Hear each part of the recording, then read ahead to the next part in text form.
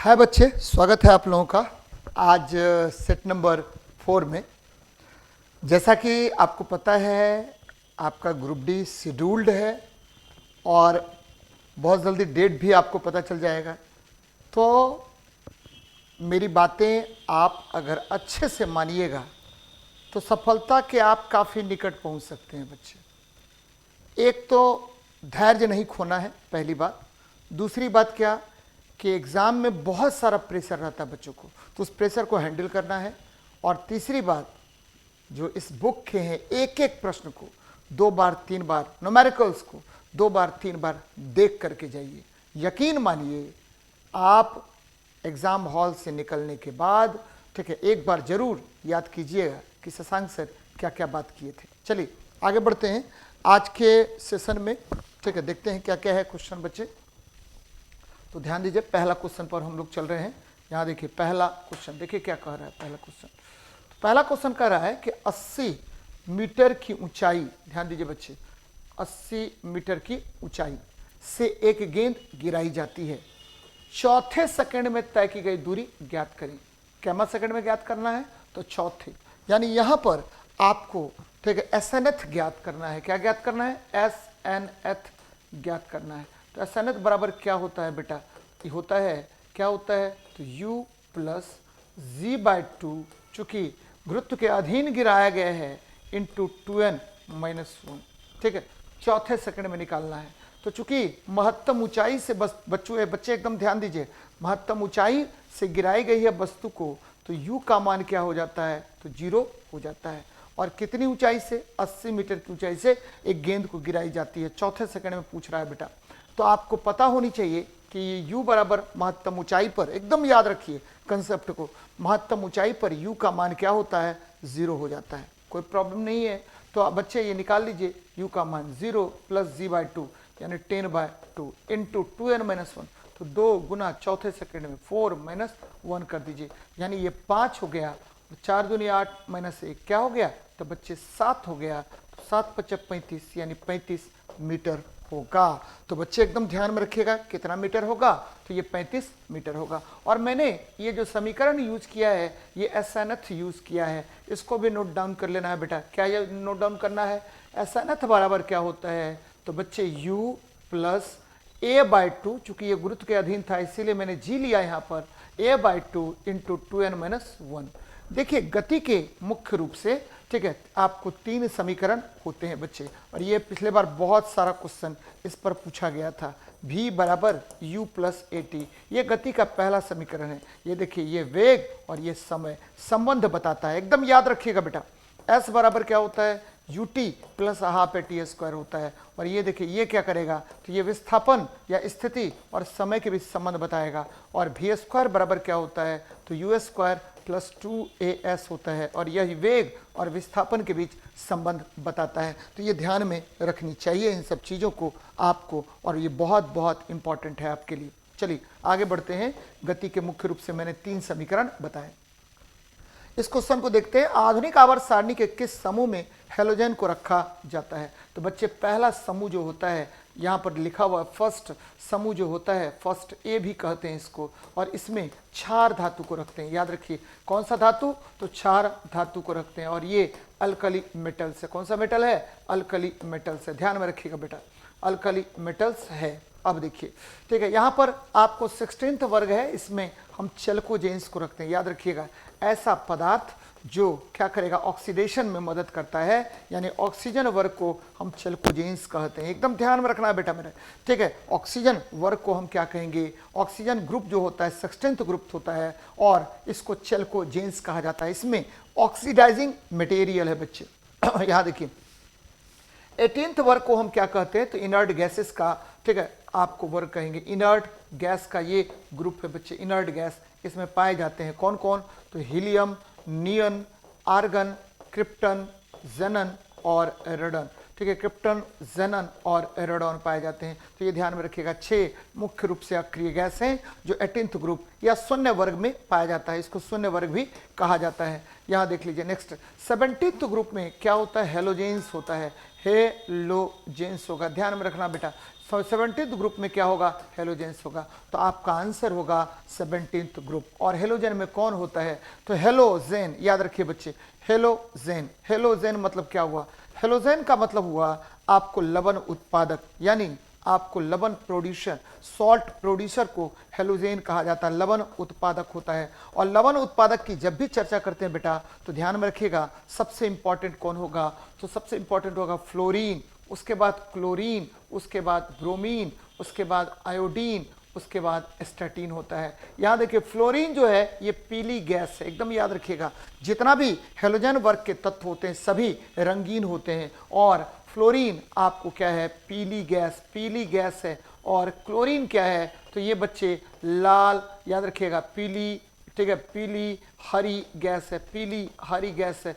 Bromine लाल भूरा द्रव है, लाल भूरा द्रव है, एकदम ध्यान में रखिएगा, लाल भूरा द्रव होता है। और आपका आयोडीन जो है यह बैगनी ठोस होता है, बैगनी ठोस होता है, एकदम ध्यान में रखिएगा, बैगनी ठोस होता है। जबकि स्टैटिन रेडियो सक्रिय तत्व है। तो ये बातें याद रखिए, बार बार आपसे, ठीक है, अनुरोध है कि इस क्वेश्चन को जो जो डिस्कशन में करवा रहा हूं उसको नोट डाउन करने का प्रयास कीजिए बेटा, ज्यादा फेवरेबल होगा आपके लिए। देख लेते हैं नेक्स्ट क्वेश्चन को। निम्नलिखित प्लांट में से कौन सा प्लांट बॉडी है, ठीक है, प्लांट बॉडी है जो जड़ों, तनों और पत्तियों में अलग नहीं है बच्चे। तो जड़ों, तनों, पत्तियों में कौन अलग नहीं है, तो एकदम ध्यान में रखिएगा, यह स्पायरोगायरा है बच्चे, ये स्पायरोगायरा है। ध्यान दीजिए, ये बड़ा इंपॉर्टेंट क्वेश्चन है और इस पर बराबर प्रश्न पूछे जाते हैं। ध्यान दीजिए ये क्या है बच्चे, तो स्पायरोगायरा जो है जनरली शैवाल कुल में आता है, शैवाल कुल में आएगा, और शैवाल है इसीलिए इसमें जड़, तना और पत्तियां विकसित नहीं होती हैं बच्चे। अब देखिए यहाँ पर दो तीन बातें और जानिए कि शैवाल जो है थैलोफाइटा समूह का, ठीक है, प्रमुख, ठीक है, प्रमुख सेल थैलोफाइटा समूह में प्रमुख रूप से आता है। किस वर्ग में आएगा, तो थैलोफाइटा में आता है बच्चे। ये किस में आएगा, तो थैलोफाइटा में आता है, ध्यान में रखिएगा, थैलोफाइटा में आता है। और शैवाल का अध्ययन बच्चे आपको पता होगा कि शैवाल का जो अध्ययन है वह क्या कहलाता है बच्चे, तो इसको बोलते हैं फाइकोलॉजी। क्या कहते हैं, फाइकोलॉजी कहते हैं। और शैवाल में आपको क्लोरोफिल पाया जाता है, जिसके कारण यह जो है, ध्यान में रखिएगा बच्चे, यह जो है आपको बहुत इंपॉर्टेंट, ठीक है, इंपॉर्टेंट हो जाता है, यानी यह स्वपोषी है। क्या है, स्वपोषी है। तो ये बातें याद रखिएगा। जबकि यहाँ देखिए, ठीक है, रिक्सिया, मार्सेलिया, कारा और, ठीक है, रिक्सिया, ये जो है बच्चे ध्यान में रखिएगा, ये, ठीक है, आपको तरह तरह से प्लांट बॉडी हैं जिसमें जड़, तना और पत्ती पूर्ण रूप से विकसित होता है बच्चे। तो ये ध्यान में रखिएगा आप लोग। आगे बढ़ रहे हैं। रासायनिक अभिक्रिया जिसमें गर्मी उत्पन्न होती है उसे क्या कहते हैं बच्चे, यहाँ देख लेते हैं। दहन, दहन के लिए उष्मा की आवश्यकता होती है और दहन के उपरांत उष्मा बाहर निकलता है। दहन होगा तब, यानी आपको बहुत सारा ऐसा दहन होता है जिसमें, ठीक है, उष्मा तो बाहर निकलेगा, ठीक है, जिसमें उष्मा की आवश्यकता होगी और उष्मा बाहर भी निकलेगा। जैसे श्वसन आपका एक दहन प्रक्रिया है, लेकिन हर केस में निकलेगा ही ये जरूरी नहीं है। उष्मा शोषी, इसमें क्या होता है, तो उष्मा को एब्जॉर्ब करता है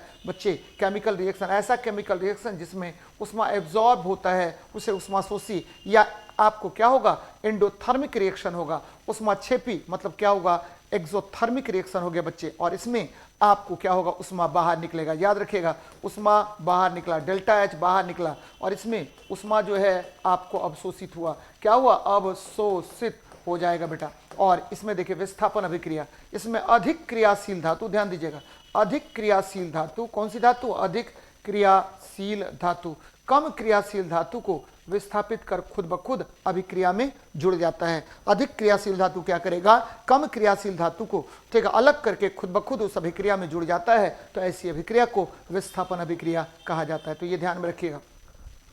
विद्युत बल्ब में आमतौर पर रासायनिक रूप से निष्क्रिय गैस किसे भरी जाती है, तो बच्चे इसमें नाइट्रोजन को भरते हैं। ऐसे जनरली ऑर्गन को भरना चाहिए था, लेकिन ऑर्गन चूंकि है नहीं इसीलिए नाइट्रोजन भरेंगे बच्चे। नाइट्रोजन जो है, नाइट्रोजन आपको पता है इसकी परमाणु संख्या 7 है, इसकी द्रव्यमान संख्या 14 है। इसकी खोज रदरफोर्ड ने किया था। किसने किया था, रदरफोर्ड नामक वैज्ञानिक ने इसकी खोज की थी। ध्यान में रखिए बच्चे। और इसका उपयोग हम लोग बहुत सारे कामों में करते हैं, जैसे क्रायोजेनिक्स में बच्चे, ठंडा उत्पन्न करने में इसका उपयोग करते हैं। इसका उपयोग कुरकुरे के पैकेट में खाद्य पदार्थों को संरक्षित करने में करते हैं बच्चे। कुरकुरे के पैकेट में करते हैं, कुरकुरे के पैकेट में करेंगे, यानी संरक्षित रखने में कुरकुरे के पैकेट में इसका उपयोग करते हैं। ऑक्सीजन आपको क्या है, तो ये रंगहीन गैस है और इसका उपयोग हम लोग करते हैं किसमें, तो बच्चे देखा आपको ऑक्सीजन जो है इसको प्राण वायु कहा जाता है। कौन सा वायु, प्राण वायु कहते हैं, ध्यान में रखिएगा, प्राण वायु कहते हैं। जबकि क्लोरीन जो है ये क्या है, तो बच्चे ये है हरित पीली गैस है और ये प्रमुख रूप से हैलोजन है और सबसे अधिक जो आपको विद्युत, ठीक है, विद्युत बंधुत्व होता है, हरित पीली गैस है। सबसे अधिक जो विद्युत बंधुत्व होता है वह क्लोरीन का ही होता है। हाइड्रोजन आपके ब्रह्मांड में सर्वाधिक मात्रा में पाया जाने वाला क्या होता है, गैस होता है। हाइड्रोजन आपके ब्रह्मांड में सर्वाधिक मात्रा में पाया जाने वाला गैस होता है, तो ये ध्यान में आपको रखनी चाहिए। चलिए आगे बढ़ते हैं। दो प्रतिरोधक 10 ओम और अन्य 20 ओम श्रृंखला में 6 वोल्ट बैटरी से जुड़े हुए सर्किट में विद्युत धारा कितना होगा। आसान क्वेश्चन है बच्चे। ये देखिए जब भी श्रृंखला में होगा तो कुल प्रतिरोध RS बराबर R1 प्लस क्या होगा, R2 होगा, यानी 10 प्लस 20 हो गया बच्चे, तो ये 30 ओम विद्युत धारा हो गया। अब देखिए आपको निकालना है विद्युत धारा, I बराबर होता है विभवांतर बटे I बराबर V बटे R हो गया। I बराबर क्या होगा, तो V बटे R हो जाएगा। V का वैल्यू देखिए बच्चे क्या हुआ, 6 अपॉन R का वैल्यू कितना हो गया, 30 हो गया, तो ये क्या होगा 56 34 1/2, ठीक है, 56 34 1/5, यानी हो जाएगा आपको 0.2 एम्पियर, 0.2 एम्पियर हो जाएगा। तो ये याद रखिए 0.2 एम्पियर हो जाएगा। आपको पता होगा कि ओम के नियम, ओम का नियम क्या कहता है बच्चे, ये बहुत इंपॉर्टेंट क्वेश्चन है। ओम का नियम कहता है कि देखिए विभवांतर जो है वह विद्युत धारा का समानुपाती होता है, और यहां से निकाल के ले आइए V बराबर RI, V बराबर क्या है, RI निकाल के ले आइए, यानी विभवांतर V बराबर प्रतिरोध गुना विद्युत धारा हो जाएगा। चलिए बहुत अच्छी बात है, आगे बढ़ते हैं। कॉइल की गति की दिशा चुंबकीय क्षेत्र के सापेक्ष डैश होने पर प्रेरित धारा सबसे अधिक होती है। बच्चे जब भी प्रेरित धारा की बात करता है तो आप सब बच्चों को पता है क्या होता है, तो ये देखिए ये आपका कॉइल है, ध्यान दीजिएगा, ये आपका कॉइल है, ये क्या है, कॉइल है।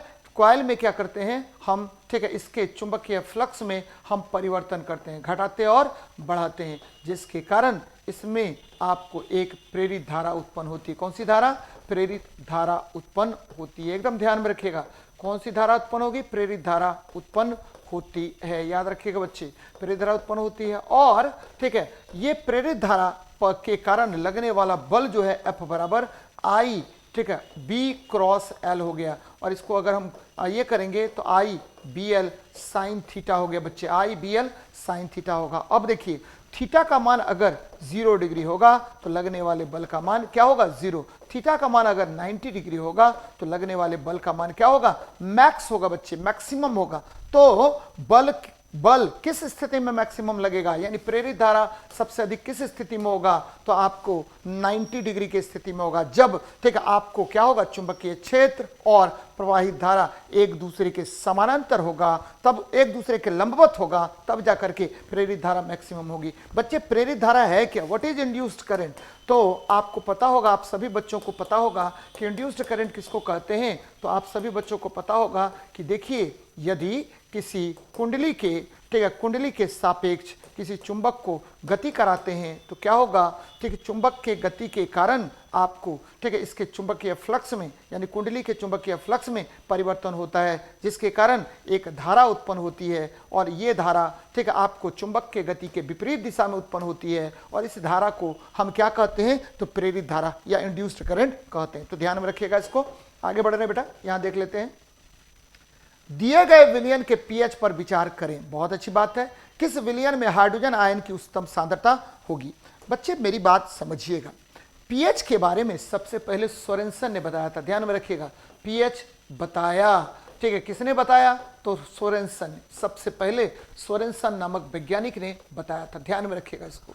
पीएच का मतलब क्या होता है, तो पीएच बराबर होता है negative logarithm of hydrogen ion concentration, negative logarithm of hydrogen ion concentration होता है, एकदम ध्यान में रखिएगा। पीएच बराबर negative logarithm of hydrogen ion concentration. कहने का अर्थ है कि pH inversely proportional to 1 by hydrogen ion concentration, inversely proportional to 1 by अम्लीयता। ये ध्यान में रखिएगा बच्चे, 1 बाय अम्लीयता, ये नोट डाउन कर लीजिए बेटा।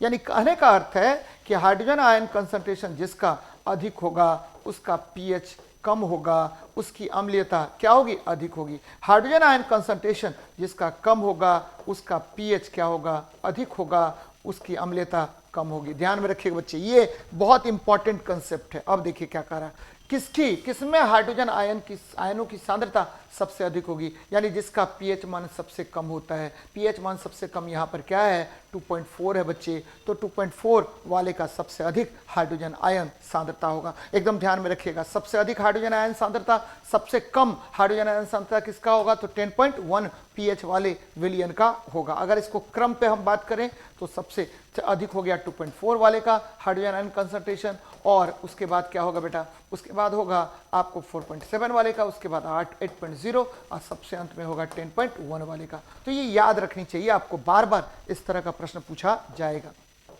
चलिए नेक्स्ट देखते हैं, श्रवणीय रेंज से नीचे आवृत्तियों के साथ ध्वनि तरंगों को क्या कहा जाता है। बहुत अच्छा क्वेश्चन है बेटा, आप सभी बच्चों को पता है श्रव्य ध्वनि किसको बोलते हैं। श्रव्य ध्वनि जो ध्वनि सुनाई देती है, और ये ध्वनि क्या होता है, तो बच्चे 20 हर्ज से लेकर के 20 किलो हर्ज आवृत्ति वाली ध्वनि होती है जो श्रव्य ध्वनि होती है। और इस श्रव्य ध्वनि का ठीक है तो आवृत्ति आपको बता चुके हैं, 20 हर्ज से 20 किलो हर्ज होता है। और इस श्रव्य ध्वनि, ध्यान दीजिएगा, इस श्रव्य ध्वनि से कम आवृत्ति अगर होगा, 20 हर्ज से अगर कम हो गया आवृत्ति, तो ऐसे ध्वनि को अवश्रव्य ध्वनि या इंफ्रासोनिक्स कहते हैं, अवश्रव्य ध्वनि कहते हैं, यानी इंफ्रासोनिक्स कहते हैं। एकदम याद रखिएगा, इंफ्रासोनिक कहेंगे। और 20 किलो हर्ज या 20,000 हर्ज से अधिक होगा, 20 किलो हर्ज या क्या होगा, 20,000 हर्ज से अधिक हो जाएगा, तो ऐसे ध्वनि को हम क्या कहते हैं, पराश्रव्य ध्वनि, पराश्रव्य ध्वनि कहते हैं, अल्ट्रासोनिक वेव्स कहते हैं।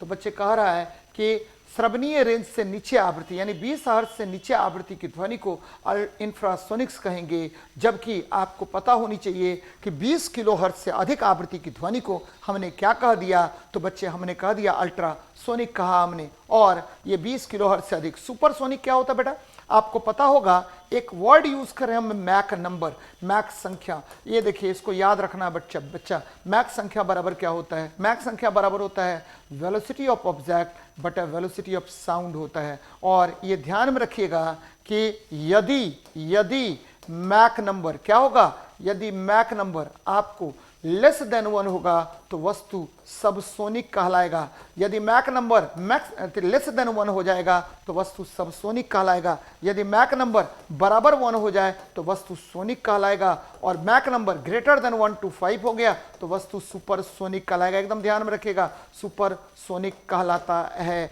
तो बच्चे एकदम याद रखिए इन सब बातों को, ठीक है। ये देखिए अल्ट्रासोनिक है, यहाँ पर ये अल्ट्रासाउंड है बच्चे। अल्ट्रासोनिक वेव्स का प्रयोग करके जब हम ठीक है क्या करें, ग्राफिकल वे में क्या करेंगे, वे में ठीक है आपको भ्रूण का पता लगाते हैं या शारीरिक संरचना का पता लगाते हैं, तब जो ठीक है इमेज क्रिएट करते हैं उस इमेज को अल्ट्रासाउंड कहा जाता है। तो ये बातें याद रखिए, मजा आ जाएगा आपको, एग्जाम हॉल में बहुत ज्यादा फायदेमंद रहेगा। निम्न में से कौन सा लचीला और कमजोर होता है बेटा, तो ये देखिए तांबा क्या है, तो ये बच्चे धातु है, क्या है, धातु है, ठीक है धातु है। निम्न में से कौन सा लचीला और कोमल होता है, तो तांबा आपका क्या हो गया, तो धातु हो गया। तांबा आपका क्या हो गया, तो धातु हो गया बेटा। तो ये क्या होगा, तो लचीला और कोमल होता है बच्चे, काफी अधिक लचीला और क्या होगा, कोमल होगा। फास्फोरस, ठीक है, फास्फोरस आपको पता होगा कि फास्फोरस 2 प्रकार के होते हैं, एक लाल फास्फोरस होता है और दूसरा होता है कौन, सफेद फास्फोरस या पीला फास्फोरस। लाल फास्फोरस आपको उतना ज्यादा क्रियाशील नहीं होता है और इसका उपयोग हम लोग किस में करते हैं, तो लाल फास्फोरस का उपयोग हम लोग करेंगे किस में, तो बच्चे आप सभी बच्चों को पता होगा दिया सलाई में उपयोग करते हैं। और चूंकि ठीक है ये अत्यधिक क्रियाशील होता है हमारी हड्डियों में कौन सा पाया जाएगा, तो सफेद, हमारी हड्डियों में सफेद फास्फोरस पाया जाता है हड्डियों में बच्चे। और देखिए सल्फर, एकमात्र धातु जो आपको स्वतंत्र अवस्था में पाई जाती है, ठीक है, उसको बोला जाता है सल्फर बच्चे। और ये कार्बन काफ़ी अधिक मजबूत होता है बेटा, ठीक है। कार्बन मजबूत होता है, ध्यान में रखिएगा, मजबूत होता है। और कार्बन के ही बने होते हैं कौन, तो ग्रेफाइट और हीरा। ग्रेफाइट और हीरा याद रखिएगा, सबसे पृथ्वी पर पाया जाने वाला सबसे कठोर पदार्थ की श्रेणी में रखा जाता है हीरा को बच्चे। तो ये आप याद रखिएगा, बार बार आपसे क्वेश्चन पूछेगा। अब हम आते हैं परमाणु संख्या। सल्फर की परमाणु संख्या 16 होती है, तांबा की परमाणु संख्या 29 होता है, फास्फोरस का 15 होता है, कार्बन का 6 होता है। तो ये ध्यान में रखिएगा। तांबा को याद रखना बेटा मेरे, तांबा जो है, तांबा यानी कॉपर जो है, कॉपर की परमाणु संख्या 29 और ये फर्स्ट बी वर्ग का तत्व है, फर्स्ट बी वर्ग का तत्व है और इसे मुद्रा धातु वर्ग कहते हैं। कौन सा वर्ग कहेंगे, मुद्रा धातु। क्वाइनेज मेटल ग्रुप्स कहते हैं, मुद्रा धातु वर्ग कहते हैं। एकदम याद रखिएगा, मुद्रा धातु वर्ग कहा जाता है। बहुत इंपॉर्टेंट है बच्चे, लिख लीजिएगा, नोट डाउन कर लीजिएगा। चलिए नेक्स्ट देखते हैं क्या है क्वेश्चन आपका। कैल्शियम हाइड्रोक्साइड का सही सूत्र क्या है। देखिए बड़ा अच्छा तरीका होता है लिखने का। ये देखिए कैल्शियम की वैलेंसी कितनी, 2, और ये हाइड्रोक्साइड है, OH माइनस होता है बेटा, यानी इसकी वैलेंसी 1 हो गई। तो इसको इधर कर दीजिए, इसको इधर कर दीजिए। वैलेंसी के आधार पर इसको लिखिए कैल्शियम हाइड्रोक्साइड बच्चे, CaOH होल 2। कहाँ है, तो ये ए ऑप्शन में है बच्चे। CaOH होल 2 को हम क्या बोलते हैं, तो चूना जल कहते हैं, या इसको हम कहते हैं स्लैग्ड लाइम। कौन सा लाइम, स्लैग्ड लाइम कहा जाता है। और याद रखिए कैल्शियम ऑक्साइड को हम क्या कहते हैं, तो इसको बिना बुझा चूना कहते हैं, बिना बुझा चूना कहते हैं। ध्यान में रखिएगा, बिना बुझा चूना कहेंगे, या इसको क्विक लाइम कहा जाता है, क्विक लाइम कहा जाता है। ध्यान में रखिएगा, क्विक लाइम इसको कहते हैं। चलिए कैल्शियम कार्बोनेट को क्या कहते हैं बेटा, तो याद रखना है, इसको चूना पत्थर कहा जाता है, चूना पत्थर कहते हैं, या इसको संगमरमर भी कहा जाता है, संगमरमर भी इसको कहते हैं। तो ये सब नोट डाउन करिएगा, बहुत इंपॉर्टेंट है और आपको रेगुलर क्वेश्चन में भी पूछेगा बच्चे, तो बहुत इंपॉर्टेंट है। आगे बढ़ते हैं, देखिए नेक्स्ट क्वेश्चन को। चंद्रमा पर किसी वस्तु का भार, बहुत बार क्वेश्चन पूछा है, रिपीट भी किया है और आपको मैंने बताया है कि देखिए, ठीक है, आपको पृथ्वी पर वस्तु का भार चंद्रमा पर वस्तु के भार का 6 गुना होगा। तो यहाँ देखिए चंद्रमा पर किसी वस्तु का भार, ठीक है, क्या होगा बच्चे, तो चंद्रमा पर वस्तु का भार पृथ्वी पर भार के 1/6 हो जाएगा, यानी 1/6 गुना होगा, 1/6 गुना होगा। बच्चे कुछ बातें और जान लीजिए यहाँ पर, ठीक है। भार क्या होता है, तो भार जो है W है और ये m × g होता है। द्रव्यमान गुना गुरुत्वीय त्वरण होता है, द्रव्यमान गुना गुरुत्वीय त्वरण होता है, द्रव्यमान गुना गुरुत्वीय त्वरण होगा। भार जो है याद रखिएगा, भार, ठीक है, मापने के लिए बच्चे बहुत इंपॉर्टेंट है। भार मापने के लिए कमानीदार तुला, भार बल है। पहले तो ये देख लीजिए, भार बल है। कौन बल है, तो पृथ्वी जिस वस्तु को पृथ्वी वस्तु को अपने केंद्र की ओर, वस्तु को अपने केंद्र की ओर खींचती है, अपने केंद्र की ओर जिस बल से खींचती है, अपने केंद्र की ओर जिस बल से खींचती है की ओर, जिस बल से खींचती है, ठीक है, से खींचती है, उसे क्या कहते हैं, भार कहते हैं। एकदम याद रखिए, उसे भार कहते हैं, याद रखना बेटा, उसे भार कहते हैं। और भार को मापने के लिए किस यंत्र का प्रयोग, भार को मापते हैं किसके द्वारा, तो भार को मापते हैं, ठीक है, आपको कमानीदार तुला द्वारा मापेंगे, कमानीदार तुला द्वारा मापते हैं। एकदम याद रखिएगा, भार को किसके द्वारा मापते हैं, तो कमानीदार तुला, स्प्रिंग बैलेंस के द्वारा मेजर्ड आउट करेंगे। तो बहुत इंपॉर्टेंट है बेटा। चलिए देखते हैं नेक्स्ट क्वेश्चन को। निम्न में से कौन से यौगिकों में क्रिस्टलीकरण का पानी नहीं है, तो बच्चे आपको पता है, ये देखिए कॉपर सल्फेट, ध्यान दीजिएगा, कॉपर सल्फेट CuSO4 × 5H2O होता है, तभी जाकर के इसको ब्लू विट्रियोल या नीला कशिश कहते हैं, ध्यान में रखिएगा बच्चा, नीला कशिश कहते हैं, नीला कशिश कहेंगे। और इसका उपयोग जो है आपको कवकनाशी में होता है, कवकनाशी, ध्यान दीजिएगा, कवकनाशी में इसका उपयोग करेंगे, ठीक है, इंपॉर्टेंट है। जिप्सम, अब देखिए जिप्सम का फॉर्मूला क्या होगा बेटा, लिख लेना है, सबको नोट डाउन कर लेना है। कैल्शियम सल्फेट और डाइहाइड्रेट होता है, कैल्शियम सल्फेट और डाइहाइड्रेट होता है। बेकिंग सोडा, ध्यान दीजिएगा जरा, ठीक है। पहले वॉशिंग सोडा, वॉशिंग सोडा क्या होता है, तो वॉशिंग सोडा होगा वॉशिंग सोडा, वॉशिंग सोडा, ध्यान दीजिएगा वॉशिंग सोडा क्या होगा, तो सोडियम कार्बोनेट और डेकाहाइड्रेट होता है, सोडियम कार्बोनेट और डेकाहाइड्रेट होता है, ठीक है। अब देखिए बच्चे, copper sulphate baking soda, baking soda क्या होता है, तो बेकिंग सोडा होता है सोडियम हाइड्रोजन कार्बोनेट और, ठीक है, सोडियम हाइड्रोजन कार्बोनेट होता है। यानी अब देखिए कॉपर सल्फेट में जल है, 5 जल के अणु हैं, ठीक है। का आपको जिप्सम में 2 जल के अणु है, वॉशिंग सोडा में 10 जल के अणु है और सोडियम हाइड्रोजन कार्बोनेट में कोई जल का अणु नहीं है। यानी बेकिंग सोडा में आपको जल के अणु नहीं पाए जाते हैं, तो ये याद रखनी चाहिए आपको। आगे बढ़ते हैं, देखिए नेक्स्ट क्वेश्चन को क्या कह रहा है। ऑक्सीजन का उपयोग करके पायरुवेट का विभाजन डैश में होता है। बच्चे एकदम याद रखिए, थोड़ी सी बातें ध्यान दीजिएगा मेरी बात पर, क्या कह रहा हूं मैं। ये देखिए ग्लूकोज है, क्या है, तो ग्लूकोज है। ग्लूकोज जब, ठीक है, ग्लूकोज जब आपको साइटोप्लाज्म में आता है, क्या आता है, साइटोप्लाज्म में आएगा। बच्चे एकदम नोट डाउन कीजिए, ग्लूकोज, ये ग्लूकोज है आपको, और ये, ठीक है, ग्लूकोज है, और ये कहाँ प्रवेश कर रहा है, तो ये साइटोप्लाज्म में प्रवेश कर रहा है, साइटोप्लाज्म में प्रवेश कर रहा है। तो साइटोप्लाज्म में जब प्रवेश करता है तो ये बन जाता है 2 पायरुविक एसिड, 2 पायरुविक एसिड, ध्यान दीजिए बच्चे, 2 पायरुविक एसिड में बदल जाता है। और ये पायरुविक एसिड, ठीक है, अगर इसको, यहाँ देखिए ऑक्सीजन की आवश्यकता नहीं होती है इस प्रक्रिया में, 2 पायरुविक एसिड टूटने में। अब क्या होगा, तो ये पायरुविक एसिड प्रवेश करता है, ध्यान दीजिएगा, प्रवेश करता है कहाँ, तो ये प्रवेश करता है, आपको याद रखना है बेटा, ये प्रवेश करता है आपको माइटोकॉन्ड्रिया में। कहाँ प्रवेश करेगा, माइटोकॉन्ड्रिया में प्रवेश करता है। और यहाँ क्रेब्स चक्र के उपरांत,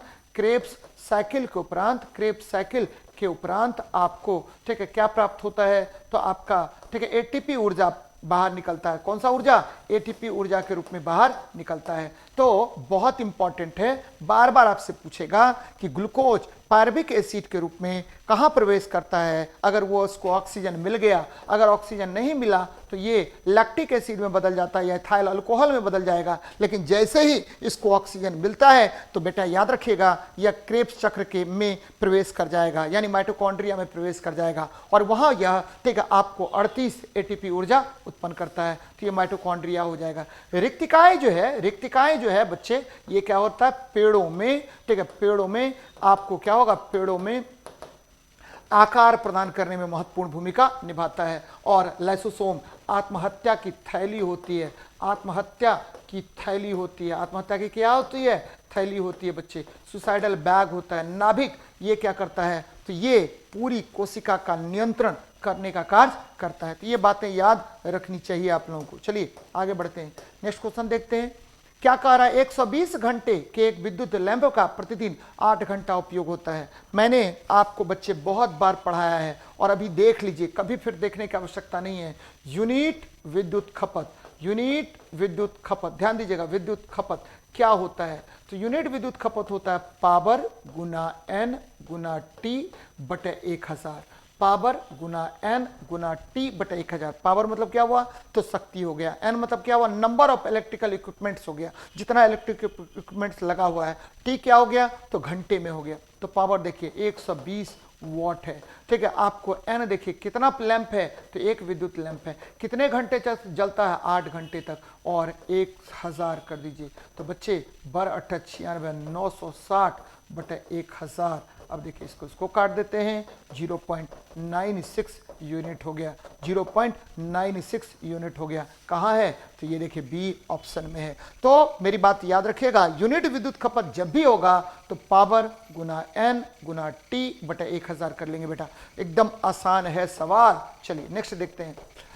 5 से 8% एसिटिक एसिड को कहा जाता है बच्चे, ठीक है। अगर 5 से 8% एसिटिक एसिड, कौन सा एसिड, एसिटिक अम्ल का जलीय विलयन, अम्ल का जलीय विलयन, ध्यान दीजिएगा, जलीय विलयन, ये कहलाता है आपको सिरका। क्या कहलाएगा, सिरका। इसको विनेगर कहते हैं, क्या कहते हैं, विनेगर कहते हैं, एकदम याद रखिएगा, सिरका कहते हैं। और इसका उपयोग करते हैं खाद्य पदार्थों के परिरक्त खाद्य पदार्थों के निर्माण में, खाद्य पदार्थों के निर्माण में इसका उपयोग करते हैं, निर्माण में इसका उपयोग करते हैं बच्चे। तो यहाँ देखिए ये क्या होगा, तो ये हो गया आपको सिरका, क्या हो गया सिरका। इथेनॉल क्या होता बेटा, याद रखिए C2H5OH, इसका उपयोग हम लोग शराब बनाने में करते हैं, शराब के निर्माण में होता है, शराब के निर्माण में होता है। एस्टर, आपको पता होगा कि फल जब पक जाता है तो सुगंधित हो जाता है और ये मुख्य रूप से एस्टर के कारण होता है। किसके कारण होगा, तो एस्टर के कारण होता है, बहुत इंपॉर्टेंट है। चलिए नेक्स्ट देखते हैं। यदि दो असमान द्रव्यमानों की समान गतिज ऊर्जा हो तो भारी होता है। बच्चे बहुत अच्छा क्वेश्चन है, आप सभी बच्चे मेरी बातें समझ रहे होंगे और मैं आपको रामबाण फॉर्मूला दे रहा हूं, कभी गलती नहीं होगा। काइनेटिक एनर्जी बराबर होता है क्या, तो बच्चे काइनेटिक एनर्जी बराबर होता है हाफ mv²। अब देखिए ठीक है, यहां देखिए बेटा, जो समान है, क्या समान है, गतिज ऊर्जा, उसको नियत कर दीजिए। तो काइनेटिक एनर्जी को नियत कर दिया मैंने, बराबर हो गया क्या, हाफ mv²। मेरी बात समझिएगा, mv² बराबर क्या हुआ, नियत यानी k, ठीक है, और m, ठीक है, m या v, ठीक है, v प्रोपोर्शनल टू क्या हो जाएगा बच्चे, 1/√m हो गया। यानी जिसका द्रव्यमान अधिक उसका वेग कम, जिसका द्रव्यमान अधिक उसका वेग कम। देखिए मैंने, ठीक है, एक फॉर्मूला क्रिएट किया है बेटा, ठीक है, आप भी इसी तरह से करेंगे, जो समान होगा उसको नियत कर देंगे और आप फॉर्मूला बना लेंगे। mv² बराबर क्या हुआ, k हो गया, और v बराबर क्या होगा, k/m हो जाएगा, और k को हटाएंगे तो v प्रोपोर्शनल टू हो जाएगा 1/√m हो गया। यानी जिसका द्रव्यमान अधिक उसका वेग कम। यहां देखिए, भारी द्रव्यमान का वेग कम होगा, कम गति होगी, कम गति होगी। एकदम ध्यान में रखिए, देखिए किस तरह से कंसेप्ट, किस आधार पर सर कंसेप्ट बना रहे हैं, तो वो आधार आपको पकड़ना है और उसके आधार पर आपको मारना है आंसर बेटा। चलिए देखते हैं नेक्स्ट क्वेश्चन को। निम्नलिखित में से कौन सा जानवर मुकुलन द्वारा पुनरुत्पादित करता है, पुनर्जनन कार्यान्वित कर सकता है, तो बच्चे एक ही है जीव, हाइड्रा। हाइड्रा जो है यह किसके द्वारा करेगा, तो ये मुकुलन द्वारा करता है, बडिंग के द्वारा करता है। और याद रखना है कि इसमें ये हाइड्रा है बच्चे, इसमें छोटे छोटे छोटे बर्ड्स निकल आते हैं और यही बर्ड्स अलग होकर के एक नए हाइड्रा का निर्माण करेगा। प्लाज्मोडियम, ये देखिए, ये मल्टीपल फिजन द्वारा अलग होता है बेटा, बहुविखंडन द्वारा, मल्टीपल फिजन के द्वारा यह अलग होता है, बहुविखंडन द्वारा ये विभक्त होते हैं। प्लेनेरिया, ये देखिए, ये बाइनरी फिशन यानी 2 बार विखंडन इसका होता है, बाइनरी फिशन द्वारा ये अलग होते हैं, द्विविखंडन द्वारा अलग होता है। तो ये बातें आपको याद रखनी पड़ेंगी, बार बार आपसे क्वेश्चन पूछेगा इस तरह का, तो ध्यान में रखिए, आंसर हो जाएगा बी नंबर। चलिए आगे बढ़ते हैं, यहां देख लेते हैं क्या है हमारा क्वेश्चन। वह बिंदु जहां पर एक वस्तु का संपूर्ण भार कार्य करता है उस बिंदु को क्या कहते हैं बच्चे, तो जिस स्थान पर संपूर्ण भार कार्य करेगा उस स्थान को गुरुत्वाकर्षण का केंद्र कहते हैं, यानी इसको सेंटर ऑफ ग्रेविटी कहा जाता है। याद रखिए बच्चे, centre of gravity, centre of gravity पर उस वस्तु का संपूर्ण भार केंद्रित होता है। ये देखिए, ये सेंटर ऑफ ग्रेविटी हो गया बच्चे। लेकिन द्रव्यमान केंद्र क्या होता है, जहां वस्तु का संपूर्ण द्रव्यमान केंद्रित होगा उसको सेंटर ऑफ मास कहा जाता है, उसे सेंटर ऑफ मास कहा जाता है। ध्यान में रखिएगा इसको, उसे सेंटर ऑफ मास कहा जाता है। तो आंसर हो जाएगा गुरुत्वाकर्षण का केंद्र, गुरुत्वाकर्षण का केंद्र। बच्चे रेगुलर रहिए, मजा आएगा। यकीन मानिए जब ग्रुप डी का एग्जाम होगा तो आप काफी अपने आप को, ठीक है, आपको क्या करिएगा, महसूस कीजिएगा कि हम सेफ जोन में हैं। बशर्ते पढ़िए थोड़ा सा। निम्न में से कौन सा सरल अस्थायी उत्तक नहीं है बच्चे। अब देखिए, प्लांट टिश्यू कितने प्रकार के, प्लांट टिश्यू जो है मुख्य रूप से 2 प्रकार के होते हैं। कौन कौन, तो बच्चे ये हो गया, एक होता है आपको एक होता है विभाज्योतक। क्या होता है, विभाज्योतक होगा। और ये 3 प्रकार के होते हैं, कल भी मैंने बताया था, शीर्ष विभाज्योतक, फिर क्या अंतर्वेशी, और ठीक है आपको पार्श्व होता है। अंतर्वेशी और क्या होगा, पार्श्व होगा। अंतर्वेशी, ठीक है, और पार्श्व होता है बच्चे। स्पार्स होता है। ये 3 प्रकार के विभाज्य उत्तक होते हैं। जबकि अस्थायी उत्तक कितने प्रकार के होते हैं? तो अस्थायी उत्तक मुख्य रूप से 2 प्रकार के होते हैं। ठीक है, अस्थायी सरल उत्तक की बात करें तो 3 प्रकार का होगा। कौन कौन? तो बच्चे parenchyma, collenchyma, sclerenchyma. Parenchyma, collenchyma, sclerenchyma. और जटिल कौन होगा? तो केवल और केवल 2 होगा। कौन होगा? तो बच्चे जाइलम और फ्लोएम होगा। जाइलम और फ्लोएम होगा। तो सरल अस्थायी उत्तक कौन है? तो कौन नहीं है? तो स्क्लेरेन्काइमा, जीवितक, जीवितक मतलब कोलेनकाइमा, तो बोल जीवितक मतलब पेरेन्काइमा, और ये देखिए कोलेनकाइमा। ये तीनों जो है सरल, ठीक है, सरल अस्थायी उत्तक है। लेकिन जाइलम आपको सरल अस्थायी उत्तक नहीं है, और ये बड़ा बड़ा बड़ा इंपॉर्टेंट है बच्चे। लगातार आपको यहां से प्रश्न पूछे जाएंगे, तो ध्यान में रखिए इसको। आगे बढ़ते हैं, नेक्स्ट देखते हैं। परमाणु संख्याओं के आधार पर तत्वों को वर्गीकृत किसने किया था? तो बच्चे ये किया था, ठीक है, किसने? मोसले ने। देखिए न्यूलैंड ने अष्टक नियम दिया था, याद रखना बच्चे, न्यूलैंड ने क्या दिया था? तो अष्टक नियम दिया था। इन्होंने 8 तत्वों की श्रेणी बनाई, जिसमें प्रत्येक 8वें तत्व का गुण पहले तत्व के गुण के समान था। न्यूलैंड का अष्टक नियम जो है वो महत्तम, आपको महत्तम जो है, ठीक है, महत्तम जो है कैल्शियम तक पालन करता है। न्यूलैंड के अष्टक नियम का जो अंतिम, न्यूलैंड का जो पेरियोडिक टेबल है, आवर्त सारणी है, उसका अंतिम तत्व थोरियम था बेटा, याद रखना है। न्यूलैंड ने बहुत सारी गलतियां की थी। ये इनका जो अष्टक नियम है भारी तत्वों पर लागू नहीं होता है, ठीक है, आपको ये याद रखना है। आपको न्यूलैंड ने अपने समय तक के ज्ञात 57 तत्वों को व्यवस्थित करने का प्रयास किया। डेबोरेनियर ने त्रिक नियम दिया था, ध्यान में रखिएगा, ट्रायड लॉ दिया था। मेंडलीफ ने परमाणु भार के आधार पर तत्वों को व्यवस्थित करने का प्रयास किया, और मोसले ने बच्चे परमाणु संख्या के आधार पर तत्वों को व्यवस्थित किया। वर्तमान में ये देखिए मेंडलीव के आवर्त सारणी में कुल 63 तत्व थे बच्चे, ये परमाणु भार पर आधारित था। तो ये ध्यान में आपको रखनी पड़ेगी, तभी जाकर के आप, ठीक है, आसानी से पास करेंगे एग्जाम। चलिए, निम्न में से कौन सा हार्मोन युवा अवस्था के समय लड़कों में दिखाई देने वाली उपस्थिति में बदलाव लाता है? बच्चे, मनुष्य में खास करके लड़कों में केवल एक सेक्स हार्मोन उत्तरदायी होता है उसके मूंछ के लिए, दाढ़ी के लिए, शरीर में उत्तेजना के लिए, और वह हार्मोन वृषण से उत्पन्न होता है, यानी टेस्टिस से प्रोड्यूस होगा, और इसको टेस्टोस्टेरोन कहते हैं। क्या कहते हैं? टेस्टोस्टेरोन। जबकि थायरॉक्सिन जो है ये थायराइड ग्लैंड से बाहर निकलता है, थायराइड ग्लैंड से बाहर निकलता है। और इंसुलिन जो है बच्चे ये क्या करता है? ये पेनक्रियाज से बाहर निकलता है, और याद रखना है ये पेनक्रियाज के बीटा सेल से निकलता है, और यह रक्त शर्करा का नियमन और नियंत्रण करता है। जबकि अंडाशय से निकलने वाला हार्मोन कौन हो गया? तो बच्चे अंडाशय से निकलता है कौन? तो ये निकलेगा 3 हार्मोन यहाँ पर। कौन कौन? तो बच्चे और आपको ऑक्सीटोसिन, ठीक है, फिर देखिए, ठीक है, रिलैक्सिन, फिर देखिए एस्ट्रोजेन और प्रोजेस्टेरॉन हार्मोन निकलता है। तो ये ध्यान में रखिएगा, बहुत इंपॉर्टेंट है बच्चे। और इंसुलिन कहाँ से निकलेगा? तो इंसुलिन जो है आपके पेनक्रियाज से के बीटा सेल से निकलेगा, कल भी मैंने बताया था। अब देखिए, प्रकाश की किरण पानी से ग्लास तक जाती है, यह झुकता है। अच्छा क्वेश्चन है बच्चे, ठीक है, प्रकाश की किरण पानी से ग्लास। अब देखना पड़ेगा कौन सघन माध्यम, सघन माध्यम कौन है? सघन माध्यम और विरल माध्यम पर चर्चा करते हैं। ये देखिए, अगर कोई प्रकाश की किरण सघन से विरल में जाती है तो अभिलंब से दूर भागेगी, और विरल से सघन में जाएगी, विरल से किस में जाएगी? तो विरल से सघन में जाएगी तो अभिलंब की ओर मुड़ती है। विरल से सघन में गई तो ये अभिलंब की ओर मुड़ती है। तो ध्यान में रखिएगा कि प्रकाश की किरण पानी से ग्लास, पानी क्या हो गया आपको?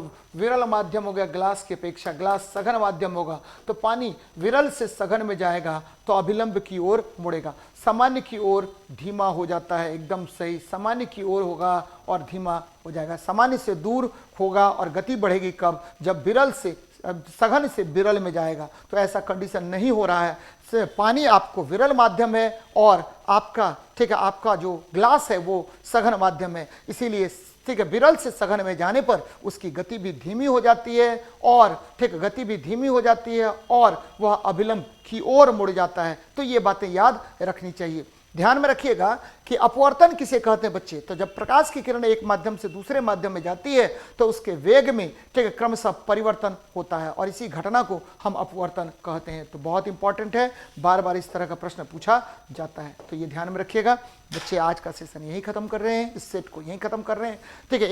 एक शुभकामना के साथ कि आपका रिजल्ट आपको ठीक है उत्तीर्ण होने में मदद करेगा। ये बुक जो है आपको सफलता दिलाने में मदद करेगा। अगर ऐसा होता है तो मैं अपने आप को ठीक है सौभाग्यशाली समझूंगा। मिलते हैं नेक्स्ट सेशन में। जय हिंद, जय भारत।